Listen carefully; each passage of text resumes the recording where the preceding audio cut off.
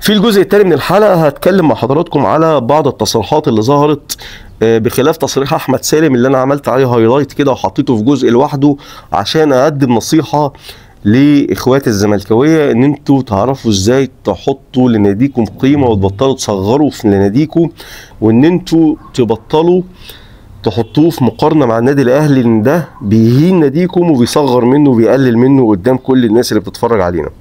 اللي حابب يسمع الجزء ده يسمعه في الجزء الاول، ونبدا في تصريح كابتن بندق او كابتن خالد الغندور اللي بيقول لك طالع يبارك طبعا لنادي بيراميدز، ويقول لك رمضان ابن النادي الطموح جاب طار النادي الاهلي. يعني يا كابتن خالد، يا كابتن خالد، بالله عليك بالله عليك ممكن تبطل عبط؟ دي الجملة اللي أنا الوحيدة اللي ممكن أقولها لك. أستأذنك بطل عبط، وبطل تضحك على جمهورك، وبطل تضحك على نفسك. أنا أصلا والله أقسم بالله اللي جه في بالي هو اللي واقف يصور خالد الغندور بالكاميرا. أنت مش مكشوف منه أنت بتتكلم؟ يعني أنت طالع تقول عبث، وطالع تقول عبط، وطالع تدلس، فاهمني؟ واحنا كاهلاويه الحقيقه مش بنشوفها غير عبيط. يعني التصريحات دي تصريحات عبيطه. ان رمضان صبحي بيجيب حق الاهلي، يعني هو جايب حق الاهلي عشان خاطر هم خرجونا من البطوله، ولا جايب حق الزمالك اللي خسر من صن داونز في النهائي؟ يعني هي تتقاس ازاي؟ هو البطوله الوحيده اللي واخدها صن داونز واخدها على حساب الزمالك، فبالتالي يا حبيبي هو دلوقتي جاب حقك انت، ده خد منك انت بطوله. انا بالنسبه لي صن داونز بيكسبني وبكسبه والدنيا تمام، لكن هي المشكله عندك انت. المشكله عندك انت، هو اللي كسبك انت في النهائي، وهو اللي خد منك انت البطوله وعلم على قفاك. النجمه الوحيده اللي على فانيلته هي واخدها على حسابك انت. فباي منطق انت طالع تقول لي اصل هو واخد البطوله على حساب النادي الاهلي واخد بطار؟ النادي الاهلي يا حبيبي مش محتاج حد ياخد بطاره، يعني النادي الاهلي مش محتاج حد ياخد بطاره. لكن يعني ده اللي احنا معتادين من النخبه الزملكاويه، تدليس، كذب، هبل، عبط. ده اللي ده الباكج كده اللي بناخده من النخبه الزملكاويه. عبط على هبل على تدليس على كذب على اي عبث بيتقال منكم يعني. بعد كده نيجي مثلا لاحتفال كابتن رمضان صبحي. يعني يا كابتن رمضان احتفل يا حبيبي مع ناديك، والله الف الف مبروك عليك، لكن طلع تغني الطموح الطموح الطموح. طبعا في رساله موجهه لجمهور النادي الاهلي اللي اتريق عليك لما طلع تقول الطموح، برضو منتهى العبث وقمه العبث.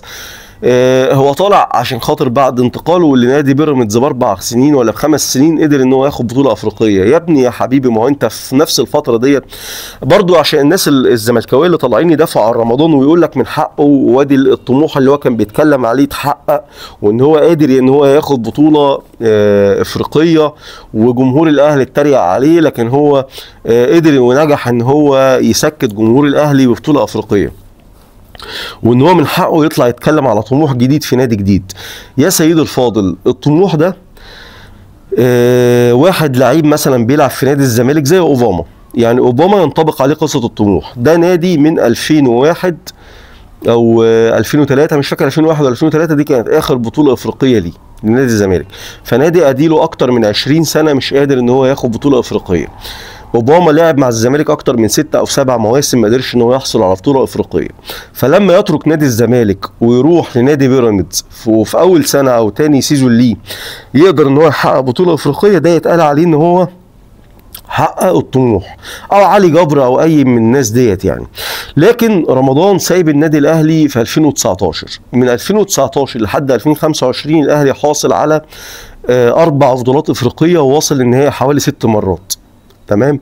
فاي منطق يخليك تقول ان ده نادي، ده لعيب سايب النادي الاهلي عشان يروح يدور على الطموح في مكان تاني.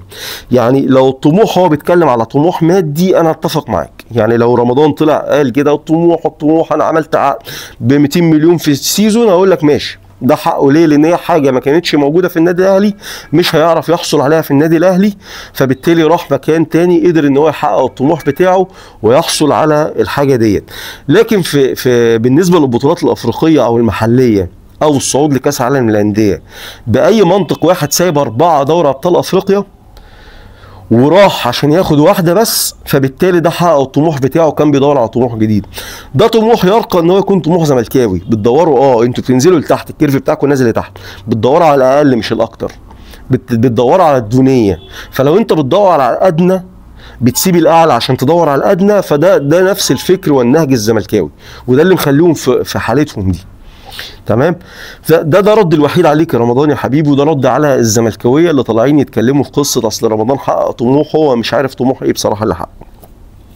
نروح بقى للاستاذ عمرو الدرديري اللي بيقول لك بيراميدز خد مكان الاهلي.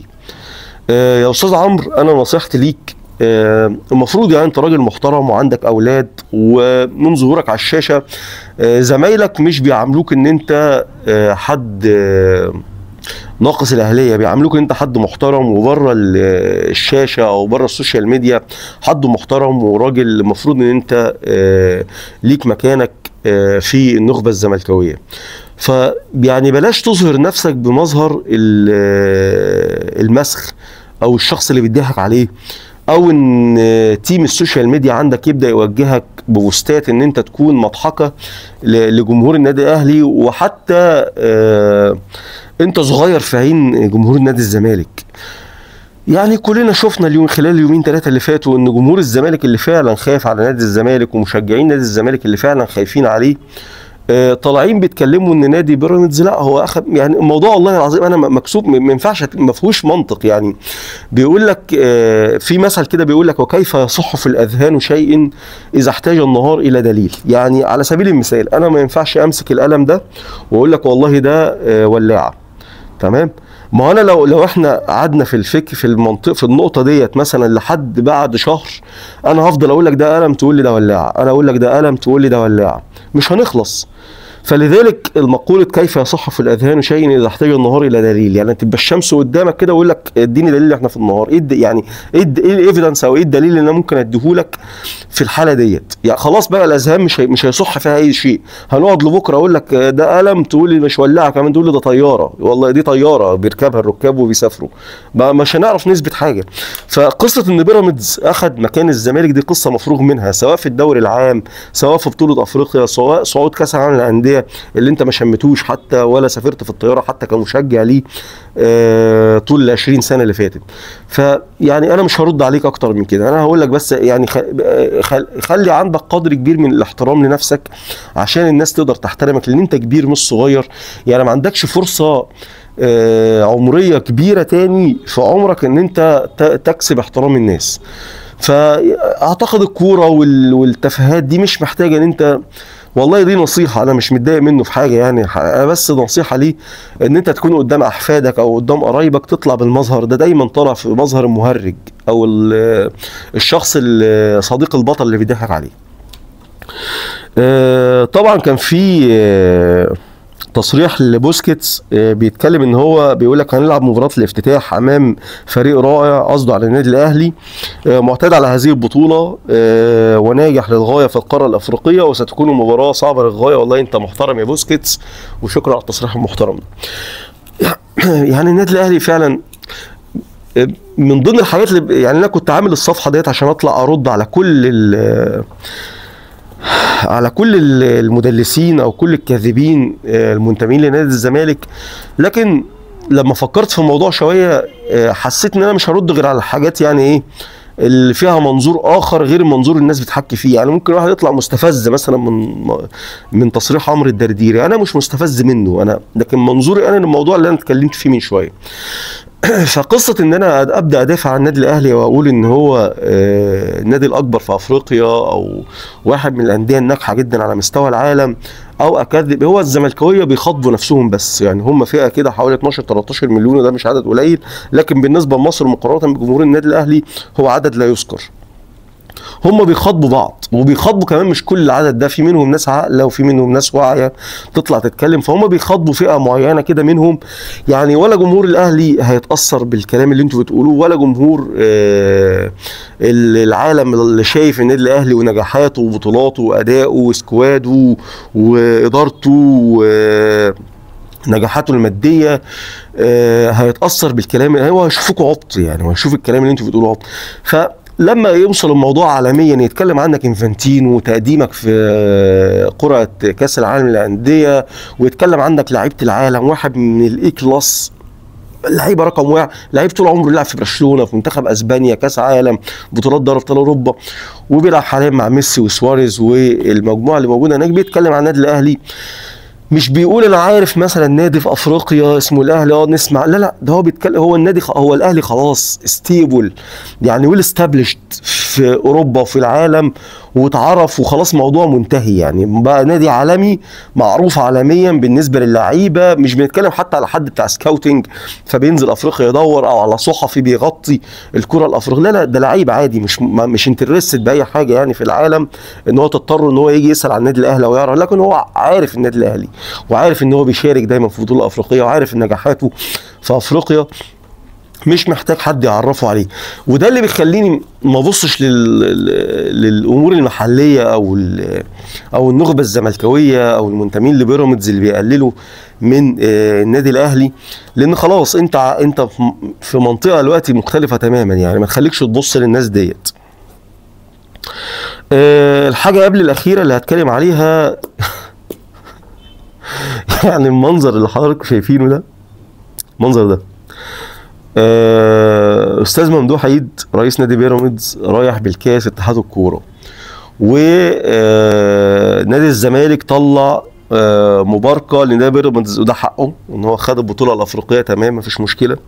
لكن اللي ضحكني رد نادي بيراميدز البيان برضه على نادي الزمالك، بيشكروا فيه ان هو شكره على بطوله الافريقيه، ودي جديده يعني مثلا الاهلي مثلا خد بطوله افريقيا، تلاقي اتلتيكو مدريد بيبارك، تلاقي روما بيبارك، مش الزمالك يعني شايف الفرق؟ اتلتيكو مش عارف بيبارك، تلاقي الانديه حتى الافريقيه بتبارك، الوداد، الترجي، مش عارف ايه، صن داونز، تلاقي الانديه الافريقيه والانديه، بعض الانديه العالميه تلاقيها بتبارك للنادي الاهلي على التتويج ده، الفيفا بيبارك كده، الكاف، فاهمني، تلاقيهم بيباركوا للنادي الاهلي. لكن عمرك ما تشوف النادي الاهلي مثلا طالع يرد على المباركه دي ويشكر حد، ده بروتوكول، انت نادي بيشكر نادي، وحتى الانديه دي لما النادي الاهلي بيبارك لها ما بتطلعش تشكر النادي الاهلي، ده طبيعي. ليه؟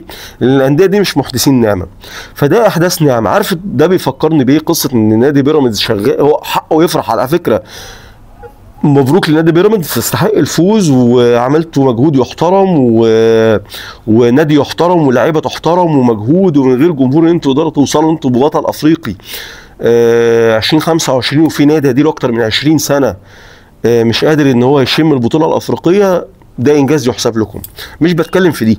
لكن هم نادي بيراميدز بيفكرني، عارف البنت الوحشه لما تتخطب فتفضل قاعده تعمل كده، تلاقيها قاعده في الكافيه، تشوف البوستات اللي على النت اللي بتتريق على البنات الوحشه اللي بتتخطب، تقعد بقى ايه، تعمل في الدبله كده عشان خاطر كل الناس تشوف ايه، تشوف ان هي اتخطبت، وتقعد طول الوقت بتتكلم على خطيبها، اصل انا اتخطبت، اصل خطيبي راح، اصل خطيبي جه، اصل خطيبي مش عارف عمل ايه، اصل خطيبي، طول الوقت قاعده تتكلم على خطيبها، وتتكلم على الدبله، وتتكلم على الخطوبه عشان تقول انا اتخطبت. هو نادي بيراميدز بيفكرني بالقصه ديت. اخيرا وليس اخيرا، هتكلم بس عن بكره ان شاء الله مباراه بيراميدز والزمالك في الكاس، غدا يوم رد الجميل. ارجع اسمع الفيديو بتاعي اللي اتكلمت فيه على صفقه الزمالك وبيراميدز من حوالي 3 أو 4 أسابيع، عملت الفيديو ده. بكره وقت رد الجميل من بيراميدز للزمالك ان هو ما يطلعوش بموسم صفري بعد ما الزمالك فوت مباراه الدوري. بكره الزمالك هيحتفل بكاس مصر. شكرا والسلام عليكم ورحمه الله وبركاته. ما تنساش تعمل سبسكرايب، وما تنساش تفعل زر الجرس، وتشترك في القناه عشان يوصلك كل جديد. السلام عليكم ورحمه الله وبركاته.